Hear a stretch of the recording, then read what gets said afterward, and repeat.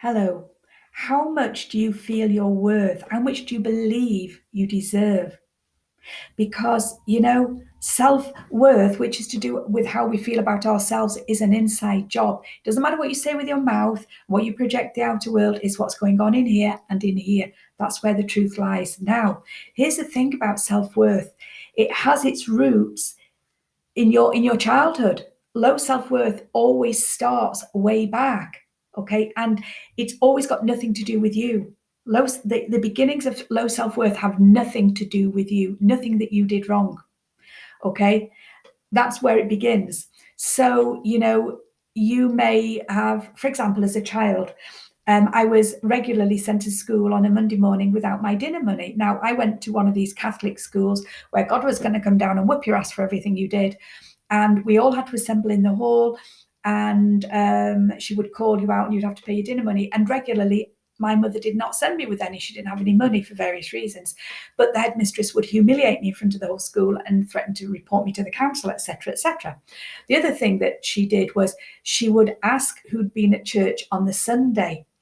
And if she didn't believe you, if you said you were there and you were lying because you knew you weren't, if she didn't believe you, she would ask one of the children who she knew for sure went with their parents every week if they'd seen you. She'd ask which time mass you were at, and she'd ask if anybody'd seen you. And if they hadn't seen you, you would get slapped. She would leave a handprint on your thigh.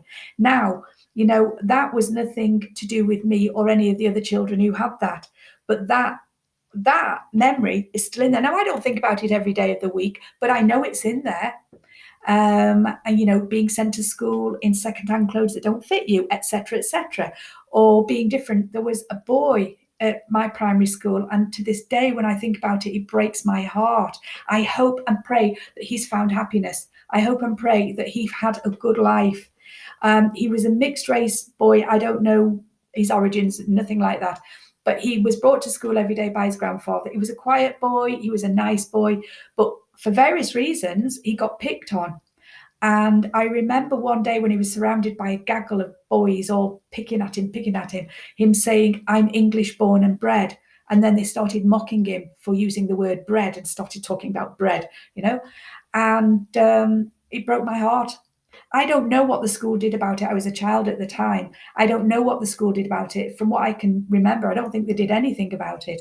But now that boy, that will be at the bottom of how he feels about himself.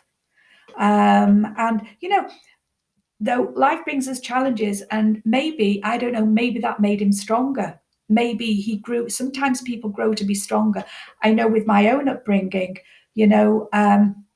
it had an impact upon my thinking. It did. It helped shape and form what I found acceptable and not acceptable. And I've never wanted to have it over other people or have more than other people do. And I think it came from that feeling of not being good enough, not being acceptable, not being as good as other people, not being, they were right, they were good. Do you know what I mean? They turned up with their dinner money every week. They went to church. They wore nice clothes, etc., etc. So you know what I'm saying? So your childhood, you will have your own stories. Everybody's got them. Everybody on the planet has got them. Okay. And sometimes it's something really small as well. Something really small. I grew up feeling very stupid for a lot of my life. I don't mean intellectually stupid, but I mean just stupid, silly. And again, it's a silly little thing, but it comes back to me every now and then. As a child, I remember getting out of the bath one day as a child. I must have only been, I don't know, 5, maybe 6, I don't know. And my hair was wet, and I was doing that with my head across. So my wet hair was brushing across my shoulders like that. And my mother said, "Oh, stop being so silly." Now, she was just being, we've all said stuff like that to our kids, haven't we? Without even thinking about it. "Oh, stop being so silly." And I thought, why is that silly? And you feel silly. You think, "Oh God, I was so stupid to do that." I remember another time in grammar school, which was a completely wasted education for me. My life was in a very tough place, as lots of us have emotionally as a child. So maybe that's one of the reasons I didn't pay, a lot of attention at school. Or maybe, I spent a lot of time writing stories at the back of the class and staring out the window, dreaming about running off into the sunset. But I remember a teacher. It was a history class, and she was telling us something, and she turned it into a bit of a story, and I laughed a little bit louder than I meant to. Do you, have you ever done that? You laugh, but the laugh suddenly comes out big. And she went bang with her hand on the table and said, "Will you stop being so stupid?" Woo. And once again, do you understand? Now, I bet you can come up with, now this is not a series of horror stories. I'm just explaining to you how the silliest of things can can sit in there. They can live in there and go, oh, they come back every now and then, oh, you're stupid. You remember that? You're silly. You're always over the top. Yeah, you always have to go too far. You know, whatever your story is, that's mine. And you know, something else that happened again that reminded me, it was so funny because everything's stored away in our unconscious mind. That's the scary thing. So I was driving along, and the song Our Friends Electric came on the radio, Gary Newman. Whoosh, this memory. I'd forgotten you even existed. Memory came back of when I was in my late teens or early 20s, and I had a part-time job selling cosmetics for a company called Oriflame. I don't think they exist anymore, but the lady that was our team leader, she was a good woman, I think. Yeah, I don't remember her being bad, but she was very in your face and very, very like this. And anyway, the song is relevant because her son loved Gary Newman, was obsessed with him, and had posters of him on his bedroom wall. But anyway, one night this lady had organised a special evening for her girls and gone to the trouble of putting on a buffet and buying drinks. Nobody turned up. None of us turned up. She was devastated. I think she called us all bitches. She was really hurt. And do you know what? I have no memory of anything that happened after that. I don't know whether I continued working for them. I have no memory.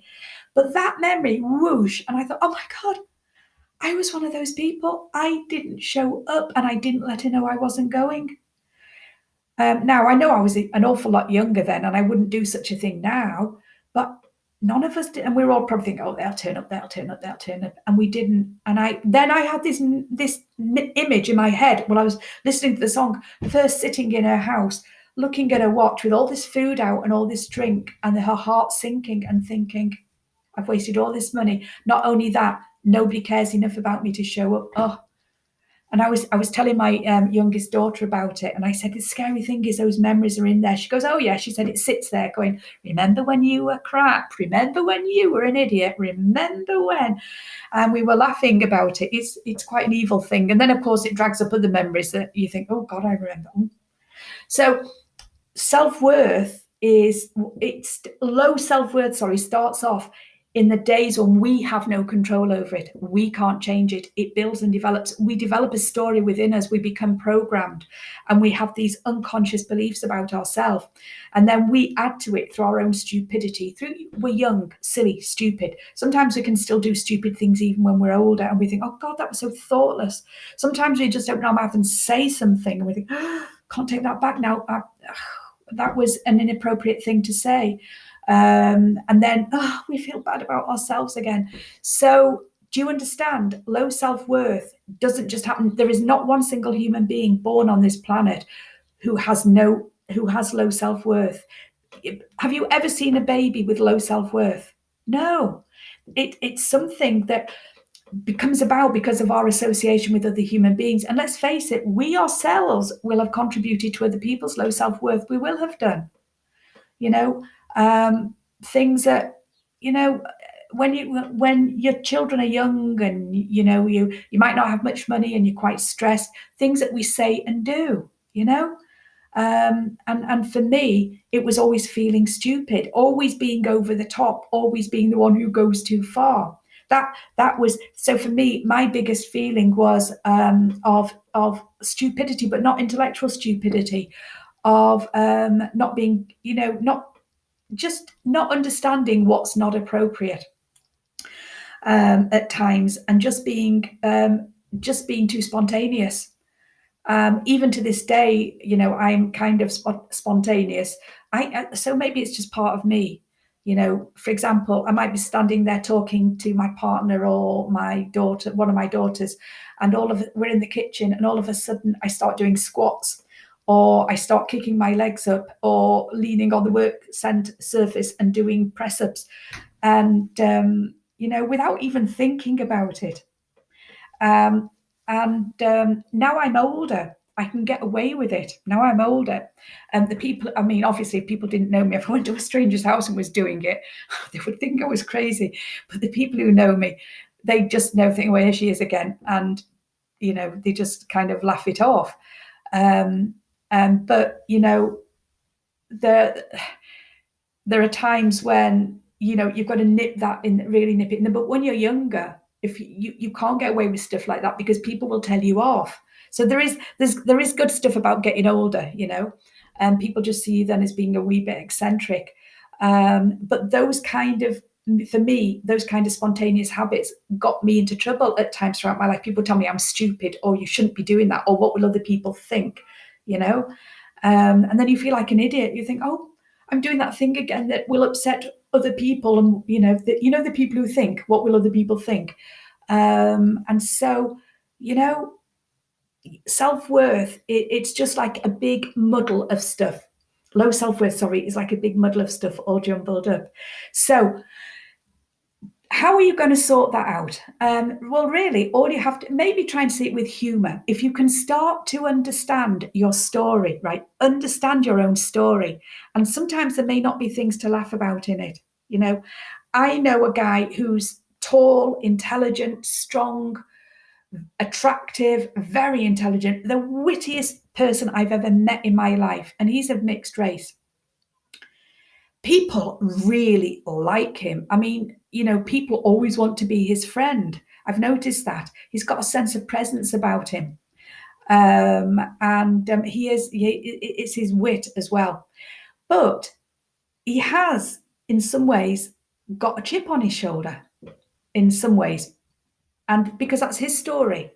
And he once said to me that we were talking about race.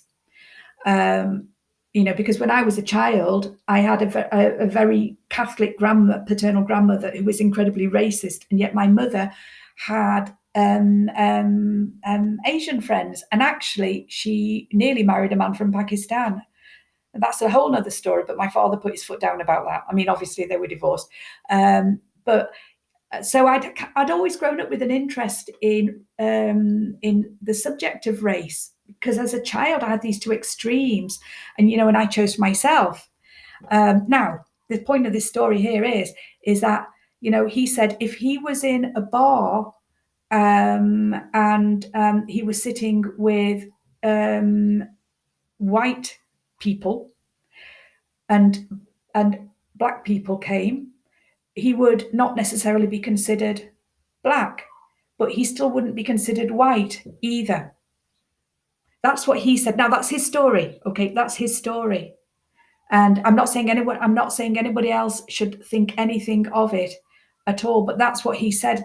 And it interested me, and it made me feel a bit sad.